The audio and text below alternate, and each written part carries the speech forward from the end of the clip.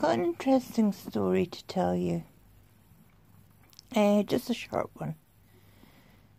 It was when I was younger, and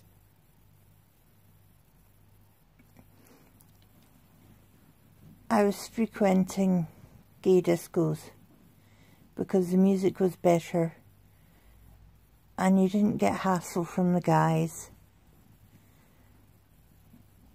You got one or two from the women, but hey, and the girls, but that's just part of life. Anyway, I was there, and then there was a bouncer on the door, and he asked if I'd like to go out with him, and I said no, didn't want to do that. And every time he was in, he was, do you want to go out with him, do you want to go? I said no. And he kept on sort of hounding me, so I thought, right, okay, we could go out for one drink and then that'll be it. So I gave him my number. He phoned up.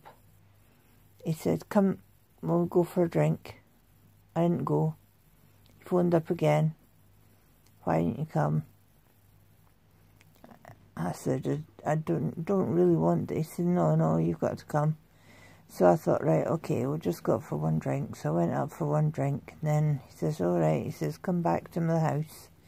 Well, I didn't know he lived with his parents. So I met his parents.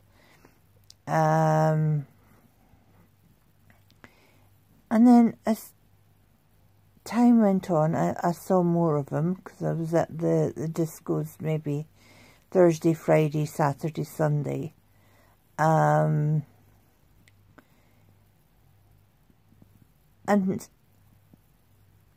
we didn't have that much in common, but we had a great laugh with each other.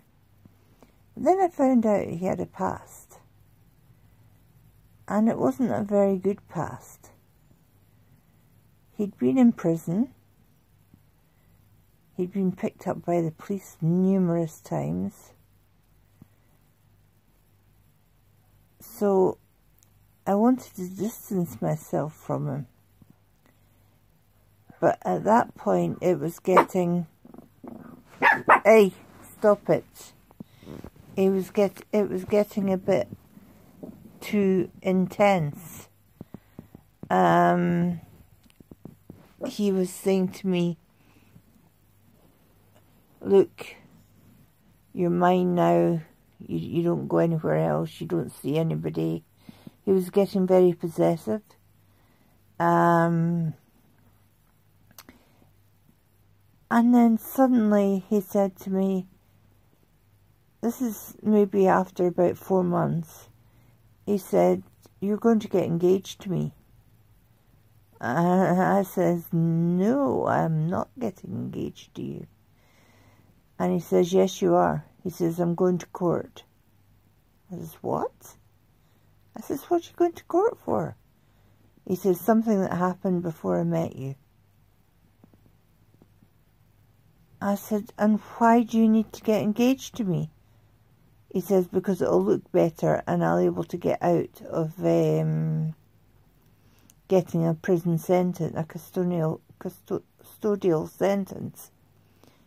I said, but that's not how things work. And he said, well, he says, if you do not get engaged to me and say that we're going to get married, he says, I've got people all around town here.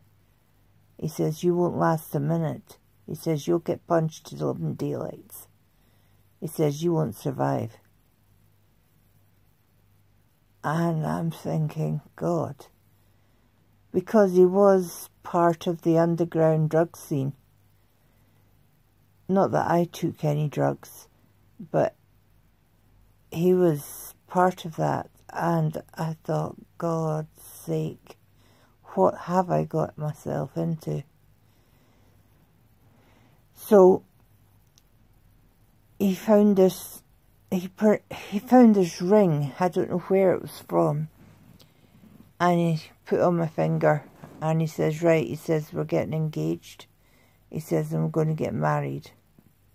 I says, no, we're not. He says, well, at least wear that on your finger when we go to court. He says, that means that they know that we're going to get married. And I was absolutely shaking. I didn't know what to do. I didn't know who to tell. I didn't have any best friend at that moment because she'd left me because of him. This is the first time I've told this story, actually. We went to court. I wasn't allowed in court because I was a witness. He'd put me down as a witness to where he was that night. And I thought I had more rights, but I hadn't. And I was shaking like a leaf, and his lawyer said, will you stand up in the box and say that you're going to get married, etc. And I said, no. I says, I can't do that. And I'm really shaking. Really, it wasn't a good time. And I was in this room. It was like a cell by myself. And the lawyer came down and says, okay, we don't need you. I thought, well, thank God for that. And then he was let out. And I said, what actually happened? And he said, oh, he says, I've been let out because of our future plans. I says, so I let you out of jail? And he said, yes. He says, because we're together and we're engaged and I've got a job, and which he didn't have a job. I don't know how that one got through. And we're going to get married. He said it would be detrimental for me to put him in jail. So he was put on a, what is it? A 2-year I don't know what it was called. That means that if he did anything within the 2 years, then he would be put into jail. And I thought, what on earth has he done? Because I had no idea. He had not told me.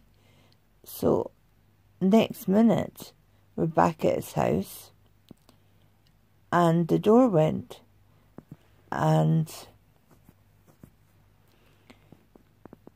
he went to answer the door, and all I could hear was scuffles and slamming, and he came back through and he said, fucking hell, sorry about the language. He says, that was the papers taking pictures of me. I says, why are they so interested in you? What on earth have you done? He says, well, it's going to come out in the newspapers tomorrow. He says, so I may as well tell you. He said, I was accused of breaking into an old woman's house through a window and stealing all her jewellery.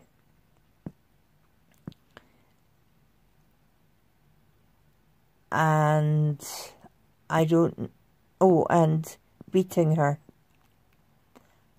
And my mouth just dropped. And I said, and did you? And he never answered. And I thought, he did. And I have stood up for this person just because I'm too scared as well. I thought, oh, crikey. And there's nothing I can do now. He'd had his sentence. you can't be done twice for the same crime here. So at that moment I said to him, right, here's your ring, I'm going. And he says, no, you can't go. He says, I've got people around town. I says, well, I'll take my chances. And I went back home. And the next day, he's on the front of a tabloid newspaper. And there was a section in one of the other papers my parents got about the court case. And it had my name in it.